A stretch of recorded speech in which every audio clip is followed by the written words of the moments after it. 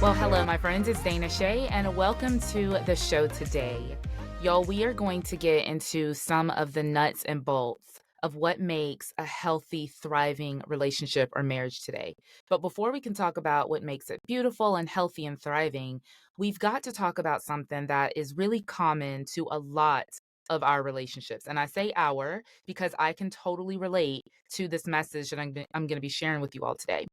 So I want you to imagine that you are approaching your best friend's house. For whatever reason, you decided to drive over to their house, maybe unannounced, and you see their cars out in the driveway, their garage door is up. You pull into their driveway and you go knock on the door, and they don't answer. And you're like, I know that they are home. I see their kids' bikes in the driveway, the garage door is up. I know that they're home, but they are not answering the door. So you keep knocking, you go around the side, you peek in the house, you see them sitting on the couch. They're there. They just decided that they don't want to engage with you. That, my friends, is what it is like when you are in a relationship with someone who is emotionally unavailable, with someone who is emotionally detached, with someone who is emotionally absent. It is very frustrating. It can be very lonely. It can be very depressing. It can make you feel insecure about yourself, about your relationship. It can be disheartening. And oftentimes, the person who is emotionally unavailable can come across as being distant, as being cold, as being unloving. Are any of these feelings resonating with you? Yeah. You're like, I know what that's like. Maybe you're living this right now.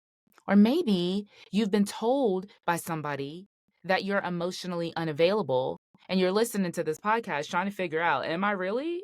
Because I think I'm just fine. And truth be told, a lot of people who deal with emotional unavailability don't realize it. They really do not know that they are so detached. So, today's episode was actually inspired by one of our faithful podcast listeners. And I love hearing from you guys. I love when you send me DMs. I love when you send me emails if you're on my email list. And this particular woman sent me this email and she asked for this show. So I told her, yep, we're going to do a show about this because it's been a long time since I've actually talked about emotional absence. We've had other shows, and I'll be sure to link to those in the podcast show notes. We had Beatrice Vargas on several months ago to talk about her whole experience with an emotionally unavailable spouse. We've talked about it in other ways, but it's been a long time. So I just wanted to come on and do this episode, one, because I was asked to, but two, because I think that this is such an important topic that so many couples are dealing with. So I'm going to just read you a snippet of her email. She wrote, I'd love a podcast on intimacy. This has been a sticking point in my marriage because it feels like my husband thinks this is all psychobabble, asking for more emotional intimacy. Due to our upbringings, both chaotic childhoods, emotional neglect, etc., he's just more of a bypass, distracted, suck it up, pray and be happy in life kind of person.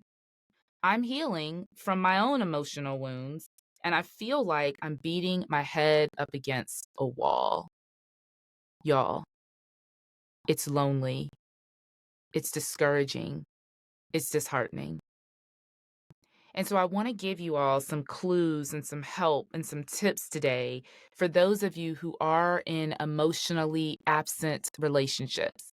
And I really just want to especially tell you, those of you who are married, my heart goes out to you because it's different when you're dating somebody, right? It's different when you're just in a relationship with somebody and you're like, you know what? We're not really gelling well here. I don't know if we're on the same wavelength. Maybe we should just kind of take a break, or maybe we should see other people, or maybe we should just be friends. It's a little bit different though when you're married. Because when you're married, you're in a covenant relationship, you're in a commitment. You're not just going to up and leave or be like, you know what, this isn't working out. And so my heart really does go out to couples who are married who feel trapped, who feel stuck. I think there's no other or no greater loneliness, if I can say it that way, no greater loneliness than to be married and alone. And real talk, y'all, I lived this for many years. So I am telling you from experience how this feels. Sean is a great husband. He's a great guy. But we have definitely had seasons in our marriage of emotional unavailability, and truth be told, on both ends. When I had gone through, dealing with his whole infidelity cycles, of course I shut my heart off to him because I was so wounded and I was so hurt. And so I was emotionally unavailable for a long time. I didn't really want to engage with him in that way anymore because I didn't trust him. I didn't feel safe around him. And really, y'all, that's one of the biggest um, factors in how people act this way and why people act this way. Why are people emotionally unavailable? It's a lot of the times it has something to do with safety. They don't feel safe. Maybe they don't feel safe with you. Maybe they just don't feel safe in general. Maybe growing up, they never felt safe. And this is where sometimes good therapy can help. Honestly, therapy, I'm not even talking about coaching, because sometimes people really do need to dig into their childhood trauma and they need to figure out what happened when they were little. Were they not validated as children? When they tried to speak up for themselves or defend themselves, were they shut down? And then that just kind of blocked them from being able to engage emotionally with anybody else.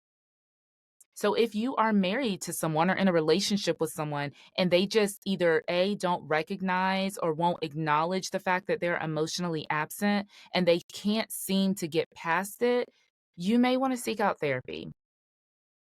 But before we get into therapy, I've got a whole lot that I want to share with you guys today. I kind of flirted around with this whole idea of childhood trauma and how we grow up. And I know that we don't like to talk about it or think about it, but the truth is that we are all products of our childhood. I've said it before on this podcast. I'll say it again. One of my good friends said years ago, there are no marriage problems. There are only childhood problems that manifest themselves in marriage. And I'm like, oh my God, that is so true. As a marriage coach, you all, I'm telling you, the couples that I work with and the issues that we deal with oftentimes are not marriage problems. They're childhood problems. They're emotional woundings that people have not healed from. And when folks are emotionally detached and emotionally unavailable, a lot of times it does have something to do with attachment disorders. Now, this isn't like a pass. This isn't like, oh, they didn't get the emotional attention that they needed as kids, so they can just continue to live like that as an adult. No, like it first starts with recognizing that that's where it came from. For some, not everybody has that story, but for some, but then you've got to be willing to, or they have to be willing to say, okay, you know what? Maybe I didn't get my needs met as a child. Maybe I was shut down as a child. Maybe I was never taught that I'm safe.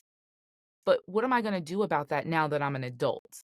Now that I actually have the power and autonomy over my own life, how can I actually move past that? So, one of the things that I want to tell you all is that when you are with someone who is emotionally unavailable, there's a reason for it. They're not just being a jerk. They're not just being detached because they don't like you in most cases. Okay. This can come from childhood wounds. It can come from maybe even not even just childhood, but maybe just even on their job. Maybe they try to speak up about things or they try to be creative or innovate and they're always shut down by their boss. And so that makes them shut down with you. Sometimes there are things that have happened in your relationship that have made that person feel unsafe, maybe due to no fault of your own. Or maybe there has been something that you've done that has made them feel unsafe in the relationship. So this is really all about safety. Oftentimes, too, you guys, our culture is the main culprit. Think about how often boys are taught to embrace their emotions. Yeah, not often, right? Our culture prefers this like kind of macho, masculine, strong, confident type 1 man. And that's how a lot of men grow up. They don't talk about their feelings. They're not taught to process. Boys don't cry. Y'all know the story. But it's not just gender that plays a factor. Sometimes it's ethnicity. Sometimes it's culture, right? Like for Black people, and I can speak as a Black woman, I wasn't raised in a household where we like cried and shared our feelings and talked about feelings. Like that just wasn't a part of our childhood. Okay. I think of Asian ethnicities a lot of times, right? Different Asian ethnicities. who are taught very much like, there's right, wrong, black, white, do this, perform this way, overcome, be a success. And there's not a lot of room for, I feel lonely right now. I feel discouraged. I feel disappointed. Like, there's just not a lot of room for that. So if you didn't grow up being able to learn how to process your emotions, first of all, what are my emotions? What do I feel? And then being able to process them in a safe place, then yeah, you're going to struggle in your marriage and relationship. So we're going to talk about what are some of the signs, and then I want to give you all some real practical tips on what to do if you're living with an emotionally unavailable spouse. But before we do that, we have to take a quick break for a word from our sponsor. And before we get to the break, I also want to just take this time to tell you, if you have not already subscribed to the podcast, either on Apple or Spotify or wherever you listen, go ahead and click the follow or subscribe button. And this way, all of the podcast episodes show up for you. You no longer have to search for them or wonder what day are the podcasts released. They will just show up for you like magic. So we're going to take a quick break from a word from our sponsor. We'll be right back. Okay, friends, we are back. So I started talking about these different causes, right? The reasons that people are oftentimes emotionally unavailable. And what is emotionally unavailable, or what does emotional unavailability look like in a marriage or in a relationship? One is that usually the person is distant, right? Like, they might be there physically when you tell them stories, when you're talking to them, like they're present with you physically, but there's a lack of compassion, there's a lack of empathy, there's a lack of just caring. They might go, cool, really.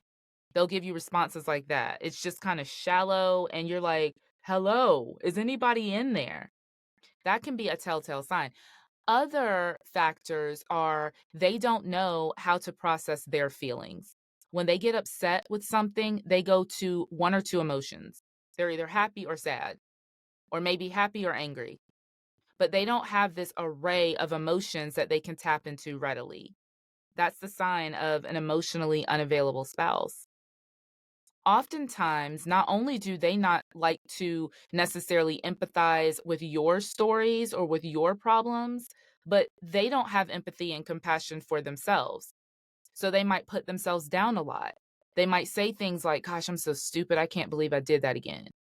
They might talk about themselves that way because if they can't care for themselves, how in the world are they going to care for you?